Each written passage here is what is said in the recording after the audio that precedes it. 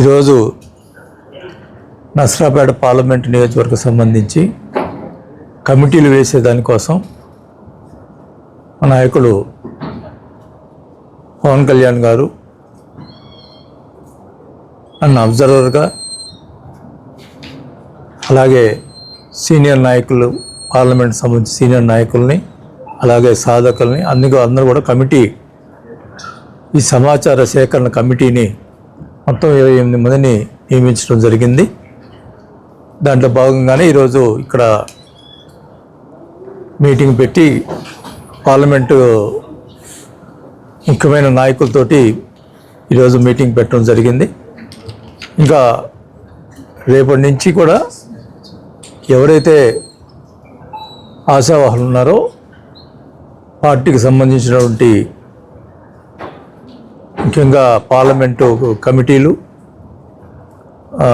అలాగే అసెంబ్లీకి సంబంధించినటువంటి ఇన్ఛార్జి మరి కమిటీలు, అలాగే మండలానికి సంబంధించినటువంటి ఇన్ఛార్జి మరి కమిటీ, అలాగే అనుబంధ సంస్థల సంబంధించినటువంటి కమిటీలు అన్నీ కూడా ఆశావాళ్ళు ఎవరుండే వాళ్ళు అప్లికేషన్ ఇవ్వటం జరుగుతుంది.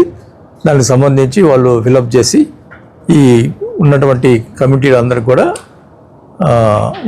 రేపటి నుంచి ఇక్కడ కూర్చోవటం జరుగుతుంది.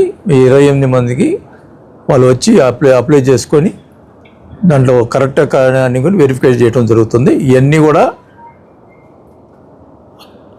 పారదర్శకంగా ఎక్కడ కూడా లోపం లేకుండా ఎవరు కష్టపడి పనిచేస్తారో వాళ్ళకి పదవులు ఇచ్చేదానికోసం ఈ కమిటీని ఏర్పాటు చేశారు.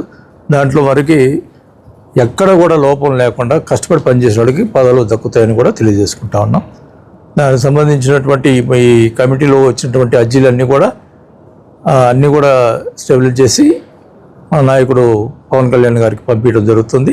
తర్వాత దాని మీద ఎంక్వైరీ జరిగి ఎవరైతే సమర్థులు ఉన్నారో ఇన్ఛార్జీలు అయితే ఎట్లా సమర్థులైన ఇన్ఛార్జీలు, అలాగే మండల అధ్యక్షులు, ఇట్లాంటివన్నీ కూడా త్వరలోనే కమిటీ వేయడం జరుగుతుంది. దీనికి సంబంధించి ఈ 4 రోజులు ఇక్కడే ఉండి వాళ్ళు అర్జీలు తీసుకోవటం జరుగుతుంది. రేపు వరకు అయితే రేపు మధ్యాహ్నం 2 గంటల వరకు, రేపు మార్నింగ్ 10 నుంచి 2 గంటల వరకు ఈ అర్జీలు తీసుకోవడం జరుగుతుంది. అలాగే ఎల్లుండి నుంచి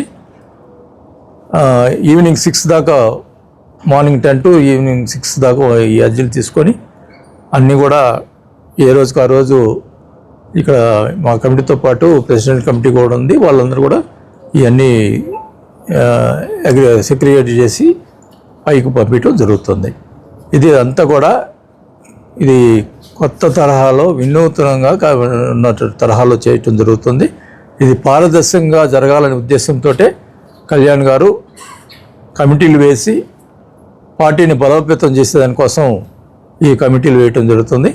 అలాగే ఈ స్థానిక సంస్థలకు సంబంధించిన కూడా మేము ఎప్పుడైతే రిజర్వేషన్స్ కన్ఫర్మ్ అవుతాయో అప్పుడే ఇక స్థానిక ఎమ్మెల్యేలతోటి కానీ ఎక్కడ జనసేనకు సంబంధించినటువంటి బలం ఉన్న చోట ఈ సర్పంచులు కానీ, ఎంపీటీసీలు కానీ, జడ్పీటీసీలు కానీ మేము అడగటం జరుగుతుంది.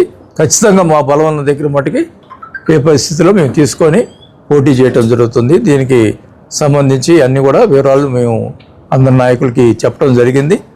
ఖచ్చితంగా దానికి సంబంధించినటువంటి ఏ కాన్స్టిట్యున్సీలో మాకు బలం ఉందో అక్కడ పోటీ చేయడం జరుగుతుందని కూడా తెలియజేసుకుంటా ఉన్నాం. ఇవన్నీ కూడా టోటల్గా ఎవరైతే గెలుస్తారో అనే అభ్యర్థుల్ని మేము ఎంపిక చేసుకొని చేయటం జరుగుతుంది. ఏదైనా అన్నీ కూడా పారదర్శకంగా ఎక్కడ కూడా ఇబ్బంది లేకుండా చేయడం జరుగుతుంది.